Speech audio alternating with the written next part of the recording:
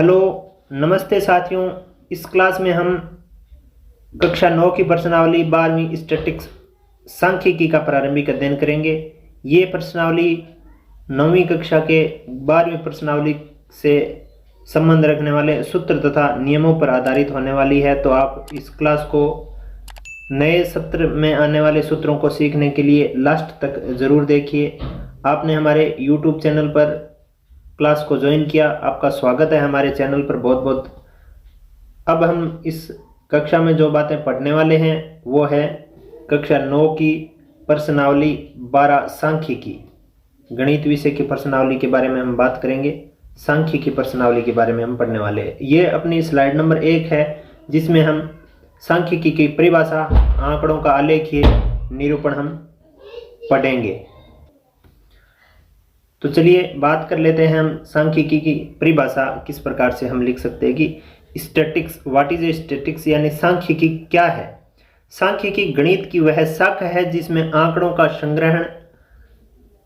संग्रहण, प्रदर्शन, वर्गीकरण और उनके गुणों का आकलन का अध्ययन किया जाता है। यानी सांख्यिकी क्या है, एक गणित की शाखा है जिसमें क्या किया जाता है, आंकड़ों का संग्रहण किया जाता है, उनका प्रदर्शन किया जाता है, वर्गीकरण किया जाता है और उनके गुणों का आकलन किया जाता है। किस प्रकार से किया जाता है वो बातें हम अपनी जो कक्षा 9 से पहले की जो कक्षाएं थी उसमें हम सारणिक रूप से आंकड़ों का प्रबंधन करना सीख गए थे। अब इस जो प्रश्नावली में हम जो बातें पढ़ने वाले हैं वो ग्राफीय निरूपण से संबंधित बातें होने वाली है। तो हम सारणी निरूपण सीखने के बाद आंकड़ों का जो आलेख निरूपण है वो इस कक्षा में हम पढ़ेंगे। कक्षा 9 की प्रश्नावली 12वीं में हम पढ़ेंगे। ग्राफीय निरूपण का मतलब होता है ग्राफिकल रिप्रेजेंटेशन। अब देखिए ऐसा हम क्यों सीख रहे हैं। एक कहावत कही जाती है कि एक चित्र जो होता है वो 1000 शब्द से भी उत्तम होता है। कोई भी चित्र अगर हम बना देते हैं उसमें शब्दों की सीमा अनंत हो जाती है, हजारों शब्दों से भी बेहतर वो एक प्रकार से विवरण रखने वाला हम कह सकते हैं उसको। तो ग्राफीय निरूपण सीखना क्यों अनिवार्य है, क्योंकि एक कहावत है कि एक चित्र 1000 शब्द से भी उत्तम होता है। इसलिए हम आंकड़ों का जो सारणिक रूप लेने के बाद भी हम ग्राफीय रूप का अध्ययन, हम आलेखीय निरूपण यानी ग्राफिकल रिप्रेजेंटेशन सीख रहे हैं, क्योंकि शब्दों से उत्तम होता है चित्र। अब देखिए आलेखीय निरूपण में हम बात करते हैं कि आलेखीय निरूपण के प्रकार कितने होते हैं, टाइप ऑफ ग्राफिकल रिप्रेजेंटेशन, यानी कितने प्रकार से हम ग्राफीय निरूपण कर सकते हैं। इसमें सबसे पहली जो बात आती है वो होती है दंडालेखी, यानी बार ग्राफ हम आंकड़ों का बना सकते हैं। दूसरी जो इसमें बात आती है वो एक समान चौड़ाई और प्रतिवर्तित चौड़ाई वाले आयत चित्र, हिस्टोग्राम्स की बात हम इसमें करते हैं। तीसरा जो इसका पार्ट होता है या डिवाइडेशन या हिस्सा होता है, प्रकार होता है, वो होता है बारंबारता बहुभुज, यानी फ्रीक्वेंसी पॉलीगन्स के बारे में भी हम इस प्रश्नावली में बात करेंगे। अब देखिए इन तीनों आलेखीय निरूपणों का आप अपनी कॉपी में एक हेडिंग के तौर पे लिखिए, जो कक्षा में हम बातें सीखेंगे वो आलेखीय निरूपण सीखेंगे। और आलेखीय निरूपण के 3 प्रकार होते हैं, दंडालेख और आयत चित्र और एक होता है बारंबारता बहुभुज, फ्रीक्वेंसी पॉलीगन्स। इतनी बात लिखने के बाद हम दूसरे स्लाइड में जो बात करेंगे वो करेंगे दंडालेख के बारे में, बार ग्राफ के बारे में हम सीखेंगे कि बार ग्राफ किस प्रकार से लिया जाता है। देखिए ये जो आपको आकृति दिखाई दे रही है ये एक प्रकार से एक बार दंडालेख की है, बार ग्राफ की आकृति है, जिसमें एक अक्षांश पे हम कुछ विवरण लेते हैं तथा दूसरे अक्षांश पे उससे संबंधित मानों को लिखते हैं और विवरण वाले अक्षांश पर क्या लिखते हैं, हम दंड बनाते हैं। तो दंडालेख की जो परिभाषा है या दंडालेख को हम इस प्रकार समझ सकते हैं कि दंडालेख आंकड़ों का एक चित्रीय निरूपण है जिसमें प्राय अक्ष पर चर को प्रकट करने वाले एक समान चौड़ाई के दंड खींचे जाते हैं और उनके बीच बराबर दूरियां छोड़ते हैं। चर के मान जो होते हैं वो y अक्ष पर दर्शाए जाते हैं। दंडों की ऊंचाई चर के मानों पर निर्भर करती है, यानी कोई भी हम आंकड़े लेते हैं वो इस प्रकार से x अक्ष तथा y अक्ष पे लेते हैं। यहाँ पे उन आंकड़ों के लिए दंड बनाते हैं इस प्रकार से, और ये जो दंड बनाते हैं उनकी जो ऊंचाई का जो मापांक होता है वो y अक्ष पर लिखा हुआ मिलता है और उससे संबंधित हम बातें दंडालेख में करते हैं। नेक्स्ट देखिए, ये जो आपको एक चित्र दिखाई दे रहा है दंडालेख है इसमें, और ये विद्यार्थियों की संख्या और ऊंचाई से संबंधित है, यानी अपने क्लास में उपस्थित छात्र या क्लास के सभी छात्रों की ऊंचाई तथा उनकी संख्या के बारे में ये जो ग्राफ है ये दंडालेख बनाया गया है। अपनी कक्षा के 20 विद्यार्थियों के लिए ये दंडालेख बनाया गया। इसको जूम कर लेते हैं हम, इस प्रकार से ये आलेख आपको दिखाई दे रहा है। इसमें देखिए जो अक्ष अक्ष है इस पर वो पैमाना लिया, वो नाम लिया गया है कि इसमें कितने कितने ऊंचाई के छात्र है, जैसे 3 फीट ऊंचाई वाले, 3.5 फीट वाले, 4 फीट वाले, 5 फीट, 6 फीट, 4.5, 5, 5.5 फीट वाले छात्रों की जो संख्या है वो इस दंडों के द्वारा दर्शाई गई है। जैसे 3 फीट वाले की सीध में जो दंड है इसमें 5 माप आ रहा है, इसका मतलब 3 फीट वाले छात्रों की जो संख्या है वो है 5। वो कितनी है? 5। इसी प्रकार देखिए यहाँ अब 3.5 फीट वाले 3 के सीध में है, इसका मतलब 3.5 फीट के कितने छात्र हैं? 3 छात्र।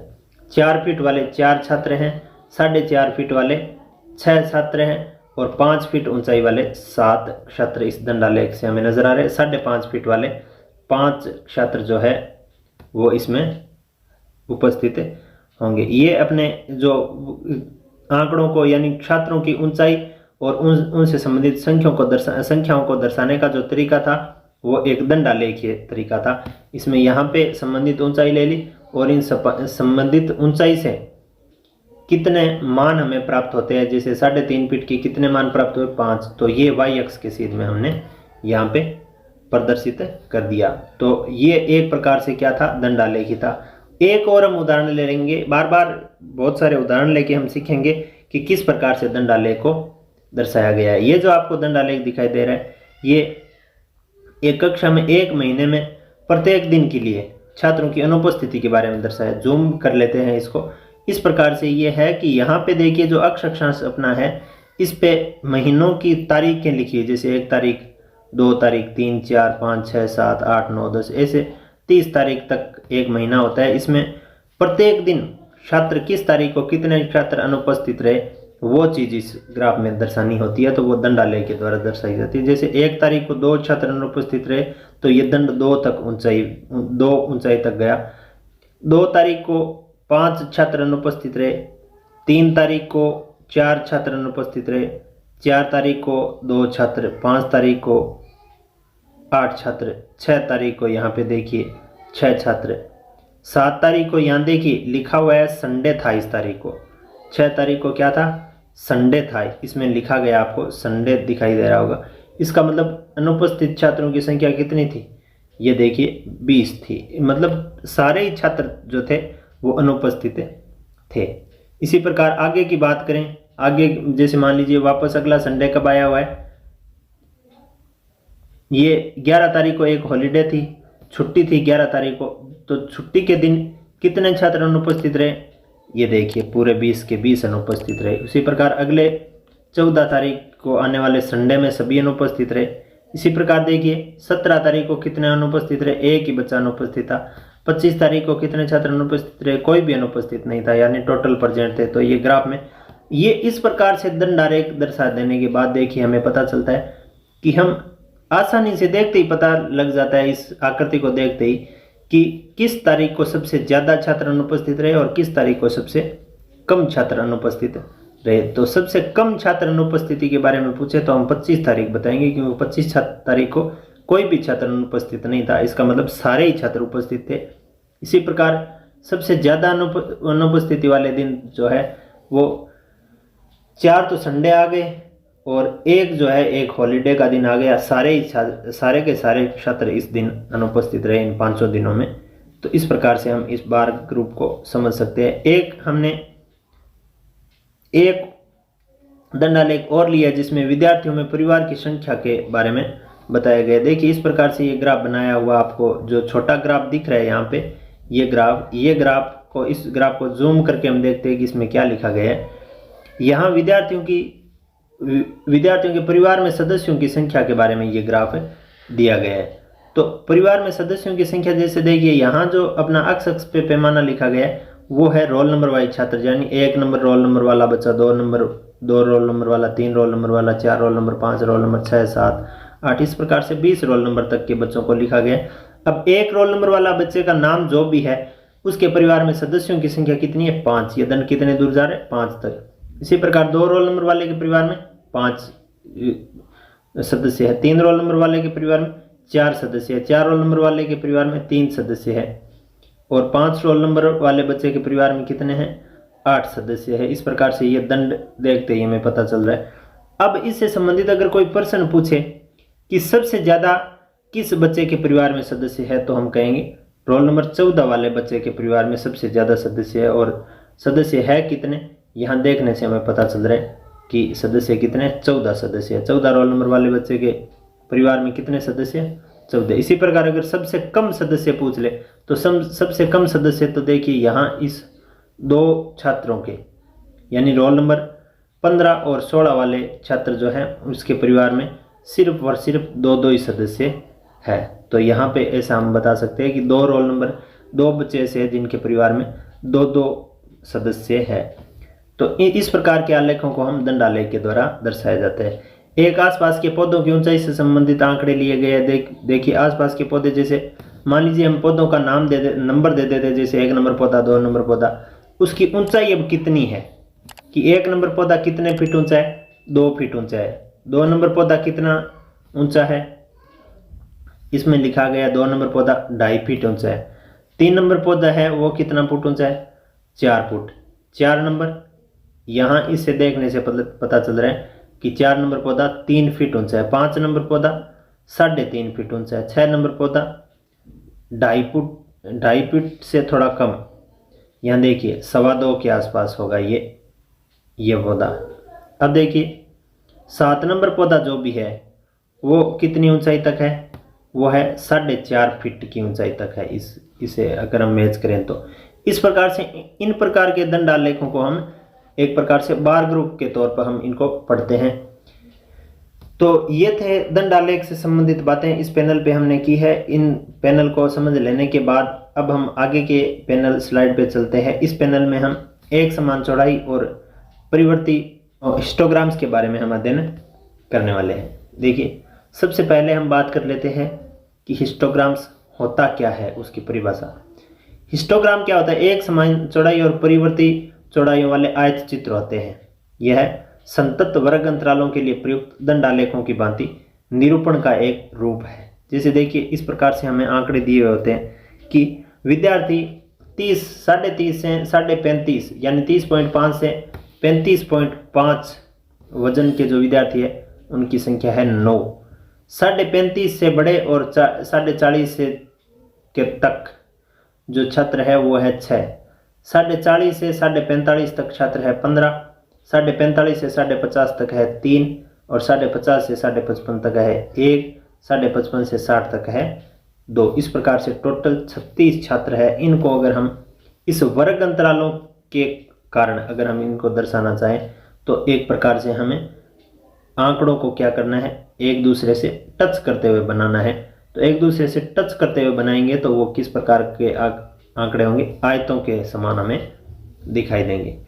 यानी 36 विद्यार्थियों के भार को वर्ग अंतराल 30.5 से 35.5 के अनुसार, यानी यहाँ पे कितनी वर्ग अंतराल से ली गई है? 5 किलो का वर्ग अंतराल लिया गया। इसके अनुसार समान चौड़ाई और समान वर्ग अंतराल की बारंबारताओं की लंबाई मानकर आयत या आयताकार दंड हम बनाते हैं। इस प्रकार से जब ये चित्र बनेगा तो इस प्रकार से हमें ये दिखाई देगा। देखिए यहाँ हमें देखने से पता चल रहा है कि 30.5 से 35.5 के बीच जो भार वाले जो छात्र है उनकी संख्या है, ये दंड कितने तक जा रहे हैं? 9 तक।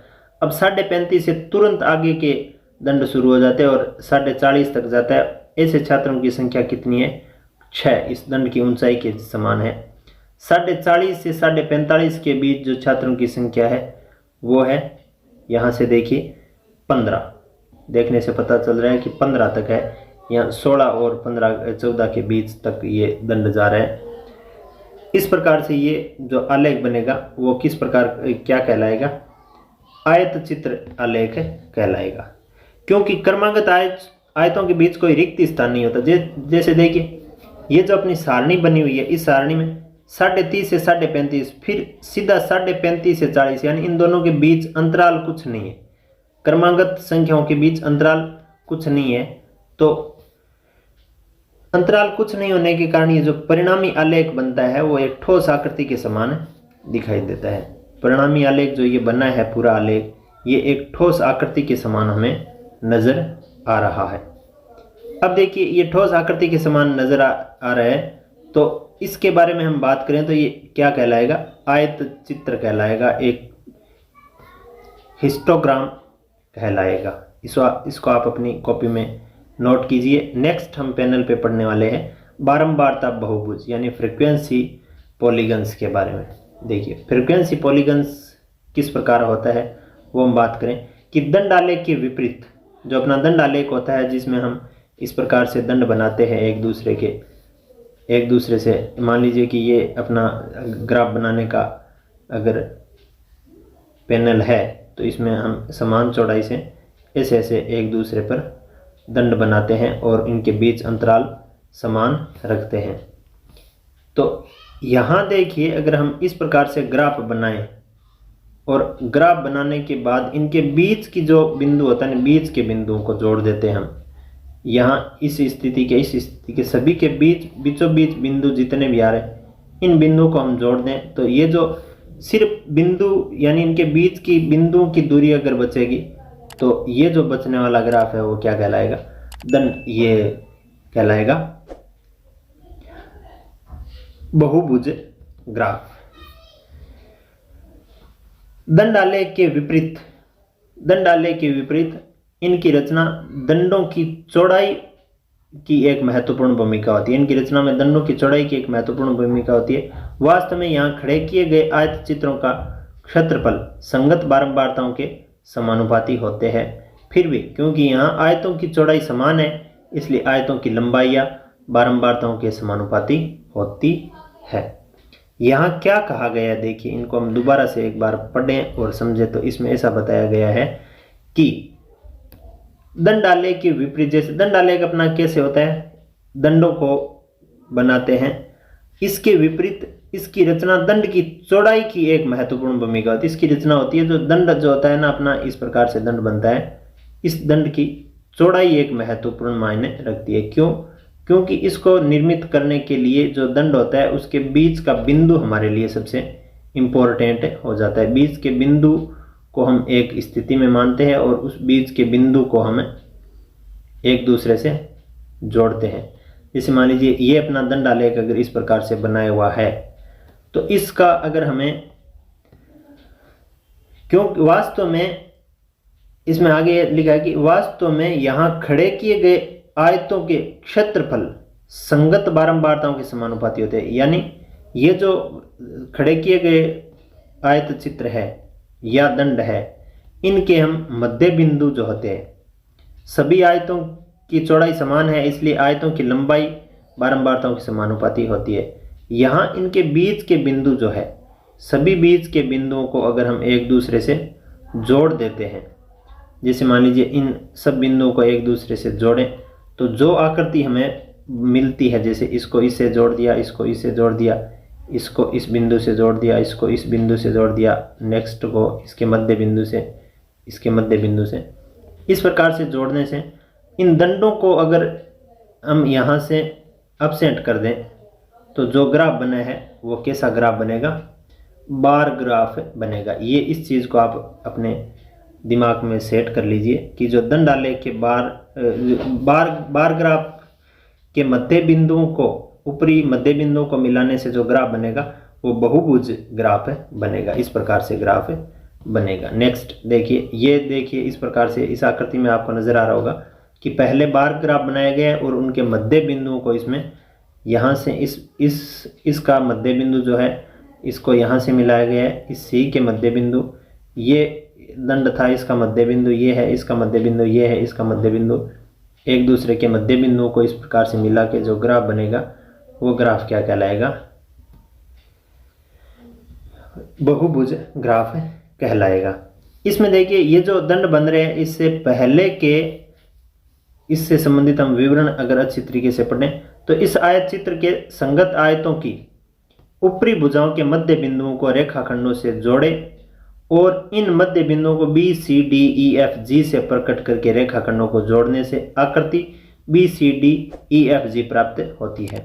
बहुभुज को पूरा करने के लिए हम यहाँ मान लेते हैं कि 30.5 से 35.5, 30.5 से 30.35 से पहले और 55.5 से 60.5 के बाद शून्य बारंबारताओं वाले एक वर्ग अंतराल है और इनके मध्य बिंदु क्रमशः ए और एच है। आकृति में दर्शाए गए आंकड़ों का संगत बारंबारता बहुभुज A B C D E F G H यानी फ्रीक्वेंसी पॉलीगन्स है। कैसे इसमें बताया गया है, क्या बताया गया है? इस दंडालेख को, ये आयत चित्र वाला दंडालेख जो आपको नजर आ रहा है, इस दंडालेख को इस फ्रीक्वेंसी पॉलीगन्स में बदलने के लिए हम क्या करते हैं, इनके मध्य बिंदुओं को एक दूसरे से जोड़ते हैं। ठीक है, मध्य बिंदुओं को जोड़ने से ये पूरे नहीं बनेंगे, ये जो पॉलीगन्स है ये बंद पॉलीगन्स नहीं बनेगा। इसको ऐसे अगर जोड़ के छोड़ दें तो ये बंद बहुभुज हमें प्रतीत नहीं होगा। तो क्या करते हैं, जो प्रथम है उससे पहले वाले को 0 मान के इसका मध्य बिंदु मान लेते हैं और लास्ट वाला है, लास्ट वाले के मध्य बिंदुओं को भी हमें 0 मान के, उसके बारंबारता 0 मान के इसके मध्य बिंदु को हम यहाँ से लेके इनको क्रम से ऐसे मिला देते हैं। तो ये जो आकृति हमें प्रतीत होती है ये आकृति क्या कहलाएगी, बहुभुज ग्राफ कहलाएगी, फ्रीक्वेंसी पॉलीगन्स कहलाएगी। आप इस बात को समझ गए होंगे। नेक्स्ट हम चलते हैं आगे की एक और नई बात सीखने के लिए। इसमें ऐसे बताया गया है कि बारंबारता बहुभुज का प्रयोग तब किया जाता है जबकि आंकड़े सतत एवं बहुत अधिक होते हैं, यानी आंकड़े बहुत ज़्यादा होते हैं और सतत होते हैं, मतलब क्रमबद्ध नहीं, बीच में से उनमें टूटना नहीं होता है, यानी एक दूसरे से जुड़े होते हैं। तब क्या बनाते हैं हम, बारंबारता बहुभुज बनाते हैं। एक समान आकृति के दो अलग अलग आंकड़ों की तुलना करने में, अर्थात एक ही कक्षा के दो अलग अलग सेक्शनों का प्रदर्शन की तुलना करने में, ये जो आंकड़े हैं बारंबारता बहुभुज ये बहुत अधिक उपयोगी होता है। हम इस क्लास में जो बातें पढ़े हैं उसको सीख लेने के बाद हमने 3 प्रकार के ग्राफ को पढ़ा है, एक दंडालेख बार ग्राफ, एक आयत चित्र हिस्टोग्राम और एक पढ़ा है हमने पॉलीगन्स, फ्रीक्वेंसी पॉलीगन्स। आयत चित्र जो आंकड़े अलग अलग होते हैं उनके लिए हम सबसे पहला प्रकार दंड आलेख बनाते हैं इस प्रकार से, और दंडों के बीच की दूरी जो होती है वो समान होती है, दंडों का जो माप होता है वो भी समान होता है, चर का कितना माप है वो उस ऊंचाई पर निर्भर करता है। 1 नंबर बात हमने ये सीखी। 2 नंबर हमने आयत चित्र के बारे में सीखा। जैसे मान लीजिए एक कोई भी इस प्रकार से हमें ग्राफ बनाना है तो इसमें आयत चित्र हम एक दूसरे से मिले हुए चित्रों को बनाते हैं। ये आंकड़े इस प्रकार से आयत चित्र वाले होते हैं, ये सीखा।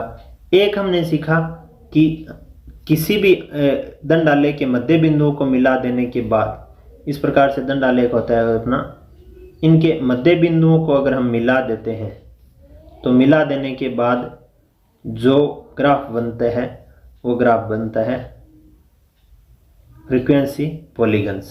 फ्रीक्वेंसी पॉलीगन्स मतलब बारंबारता बहुभुज वाला ग्राफ बनता है। इन तीनों बातों को हमने सीख लिया। आपने क्लास को पूरा लास्ट एंड अपने लास्ट पैनल तक देखा है, आपका बहुत बहुत धन्यवाद। आप अगर हमारी क्लास पे नए जुड़े हैं तो हमारी क्लास को, हमारे चैनल को सब्सक्राइब कर दीजिए, क्लास को लाइक कीजिए और आप अन्य अपने साथी तक इसको शेयर कर दीजिए। Thank you for watching complete class. And finally, if you really like this video, please help me to grow my channel as well. Just like and share this video to your friend and family and press bell icon after subscribe my channel. Thank you so much watching this complete video. धन्यवाद।